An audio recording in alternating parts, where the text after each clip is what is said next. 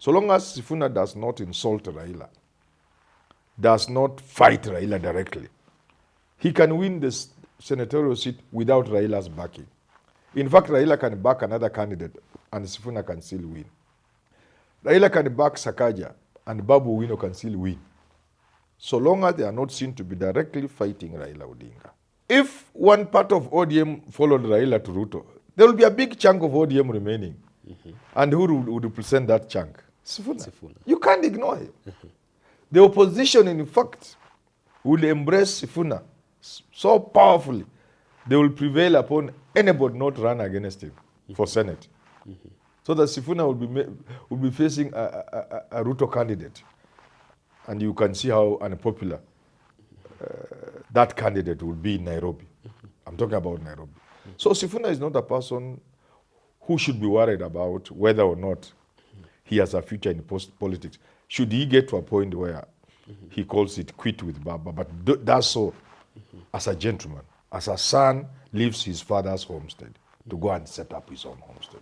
Sifuna, Amisi and the rest, Gidunguri MP, and all those people should be camping at KRA to tell us, let us see how much tax these people pay. Yeah.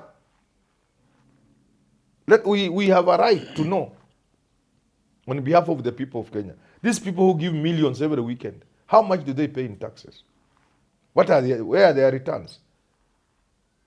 Move to court if need be. Compel KRA to reveal their tax returns. Their declaration of wealth. We know we declare wealth, we public servants, every 2 years or something like that. You can move to court to have my declaration revealed to you, to be made public. That's what Kina Sifuna should be doing, not trying to copy what Kina Farouk and Kindiki are doing. Because there's no honest business that can leave you with money to throw around every weekend.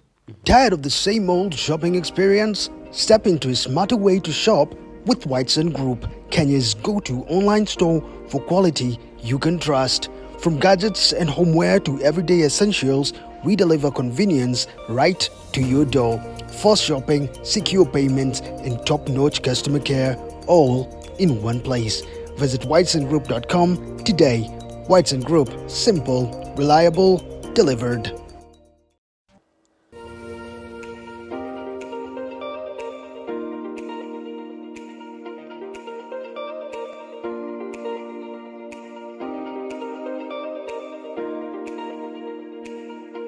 Truly delighted to have you in Richard Mwenja exclusive new month, August. Welcome on board. I'm here with Professor Herman Manyora, ready to bring the day's conversation home, of course, touching on matters to do with politics and governance in Kenya. Prof, great to see you. Thank you, Richard. Sharp as always. Kabisa. What's the occasion, though? Just normal. Just normal. When it's cold, we put on suits so that you can hide the t-shirts inside. Ah. With a tie. Yeah. It makes sense, Prof.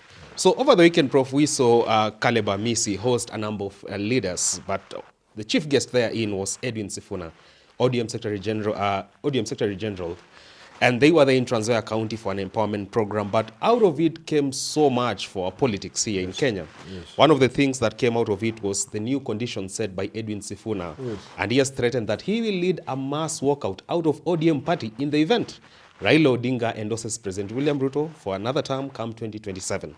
So, Prof, I just want to assess this new set of conditions from Sifuna. How do you weigh them?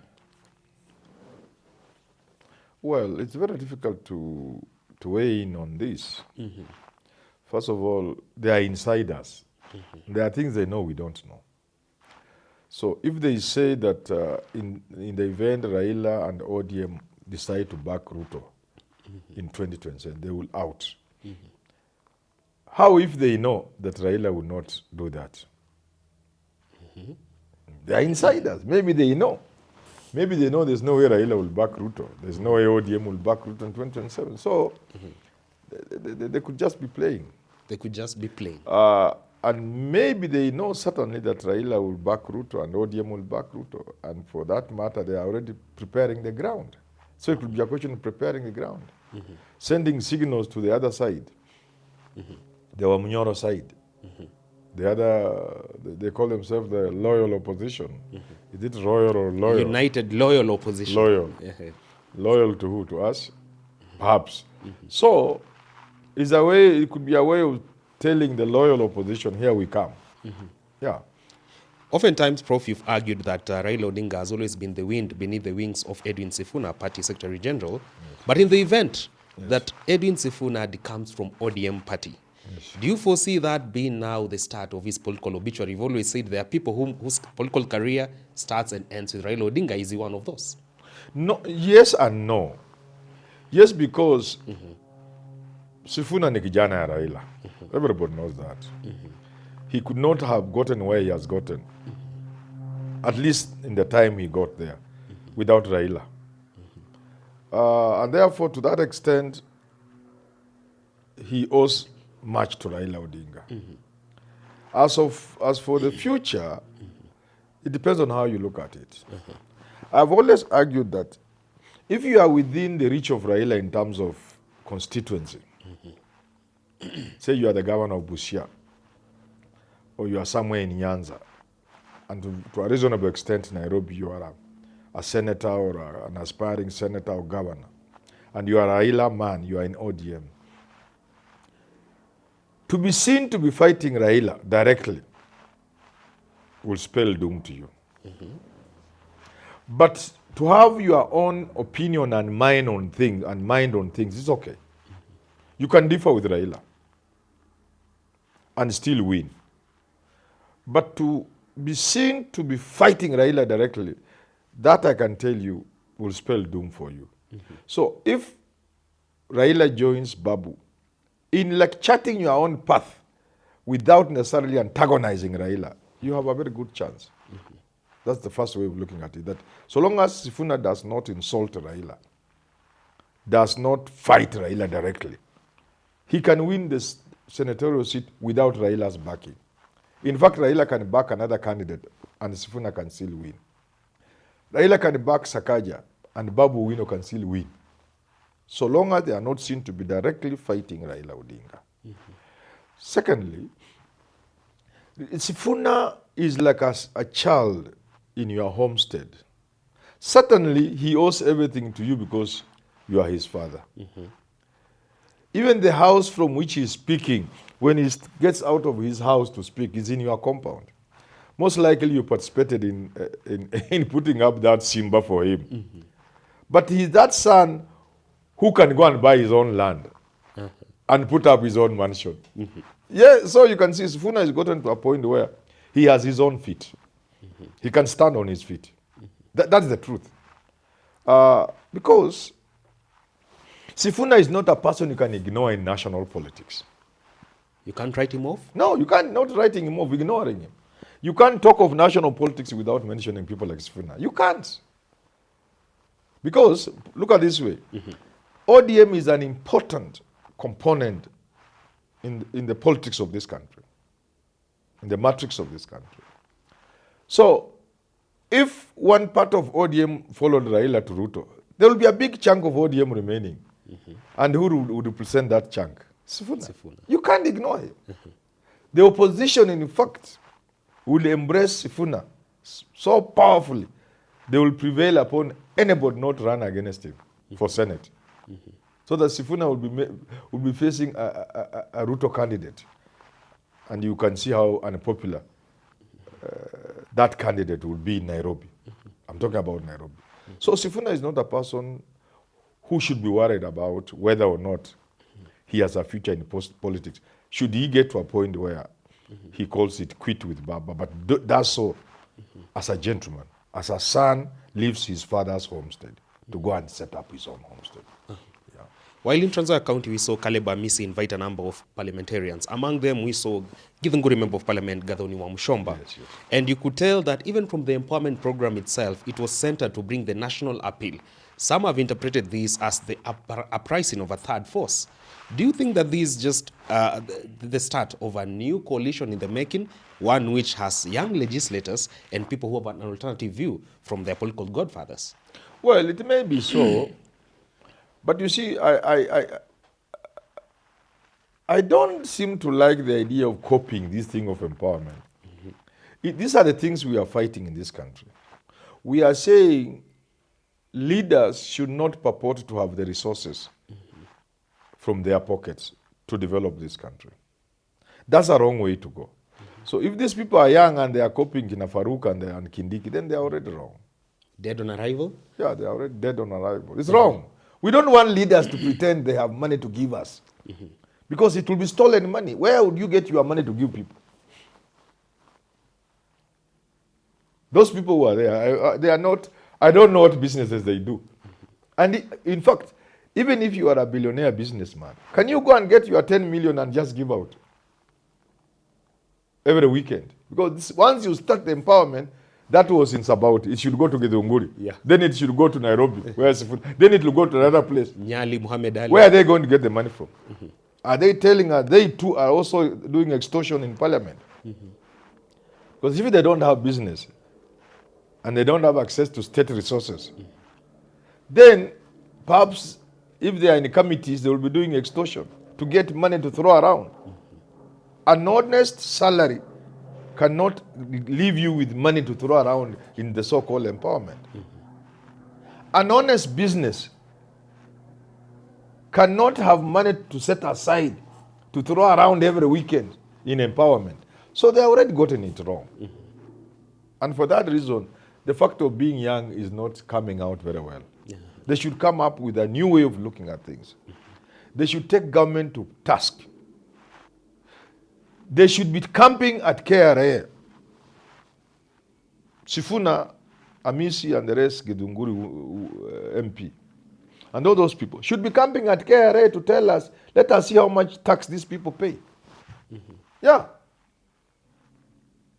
We have a right to know on behalf of the people of Kenya. These people who give millions every weekend, how much do they pay in taxes? Where are their returns? Move to court if need be. Compel KRA to reveal their tax returns, their declaration of wealth. We know we declare wealth, we public servants, every 2 years or something like that. You can move to court to have my declaration revealed to you, to be made public. That's what Kina Sifuna should be doing, not trying to copy what Kina Farooq and Kindiki are doing. Because there's no honest business that can leave you with money to throw around every weekend. There is no salary you can get that can give you enough money to throw around every weekend for empowerment. So they are getting it wrong. Okay, back to your... You see, I don't see it as a third force. That would be a wrong way of looking at it.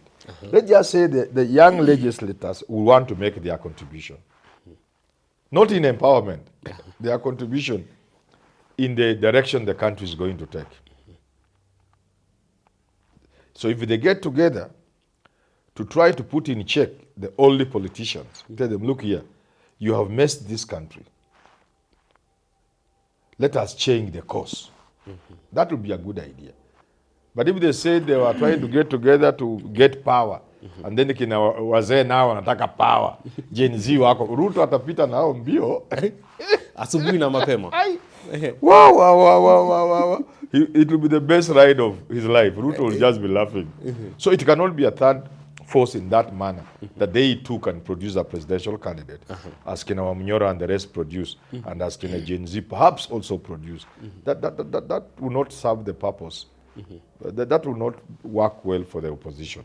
Prof, to this end, we've seen Member of Parliament for Homa Bay, George Kaluma, actually threaten to kickstart the ouster of party SG Edwin Sifuna. He's been supported by George Aladu as well.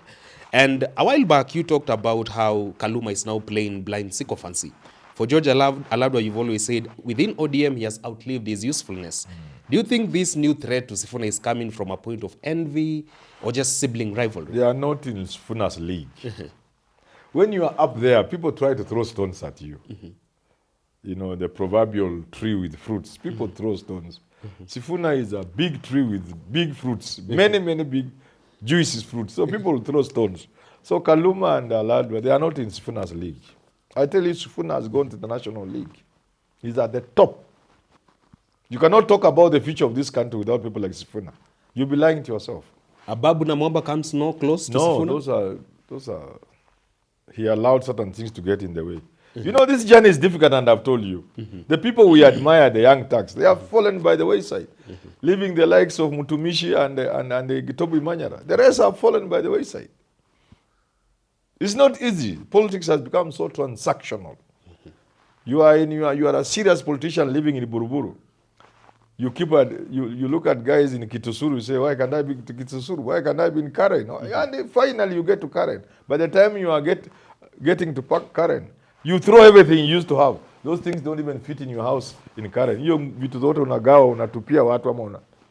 Because you now go to China to buy a complete new set of things for the house. Quisha, you are finished. So politics has become so transactional.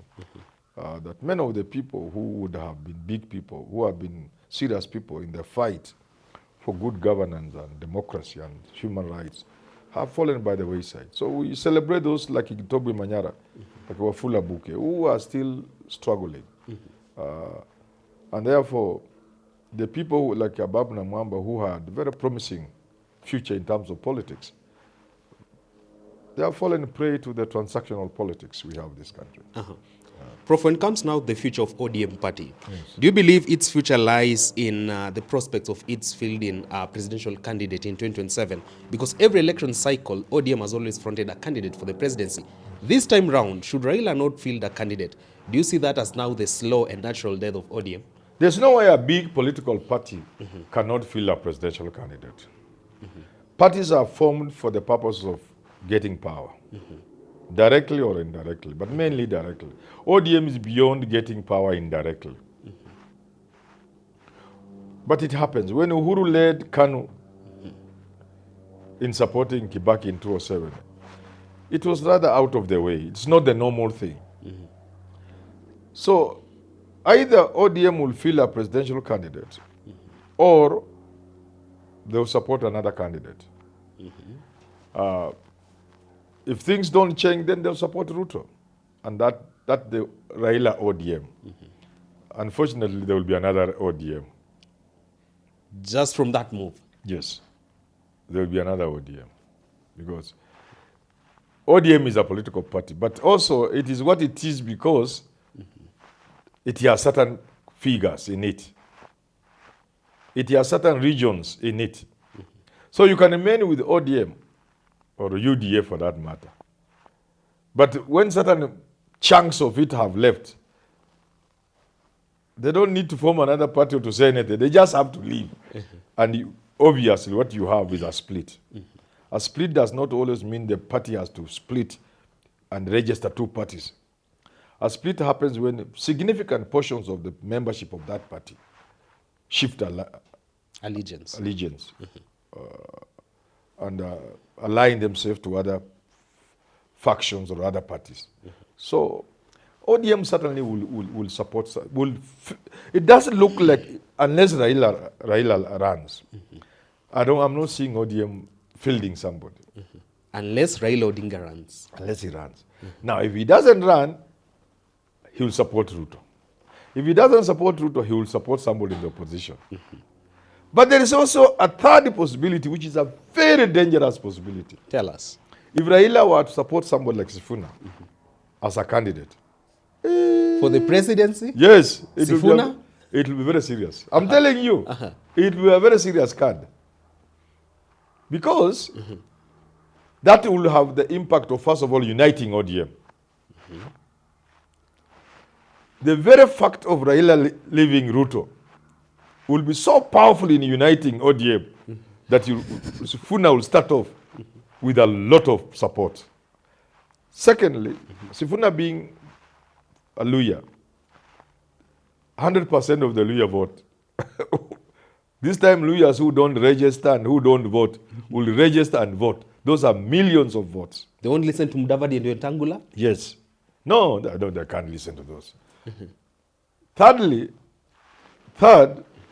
why Sifuna may be a dangerous card is that you can see the Gen Zs are trying to, trying to scat in the air to find somebody. They have not quite settled. Matiang'i was the person. When he came back, his entering style was poor. You know, Matiang'i was the name the Gen Zs were settling on. Whenever they talked of somebody, they will kind of get to Matiang'i and stay there. But when he came back, he didn't come back in style. And his engagement, public engagement, made people begin having doubts as to whether he's still the same man. He can still the same. I would still support him if he stood, because he's my friend. But the Gen Zs seem to have, and that's why you can see their fluidity. Almost like even trying to get where Maraga is. Yeah. Have you noticed that? Sure. The Gen Zs are almost getting where Maraga is. You have noticed? True. Because the other side, they are not quite seeing somebody who fires their imagination. Not Wamnyoro, not Kalonzo. You know? So they are, if Sifuna got the backing of Raila, the Gen Zs will support him. Full throttle. He's one of their own. He's young, like he's a young person. He's untainted. He's a firebrand. Sifuna will be a dangerous card. In fact, he will beat Ruto. Sifuna. If Raila came and say, we have stabilized the government of Ruto, that was my intention, but as ODM, we need to have a presidential candidate. I am not running. I am suggesting to the membership, to the delegates, that we support Sifuna for this thing.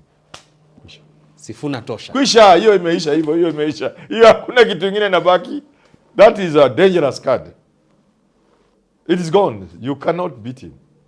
Well, there you have it. That has been our conversation discussing the present ODM and the future of ODM in Kenya's politics and governance arena, and also the prospects of Sifuna the Sixth. Prof says, underestimate Sifuna at your own peril. He could just be your next president. You wait and see. Time now to cross over to other editions with Evan Sokinyi and Jadiel Kabiru. Enjoy the rest of your viewing.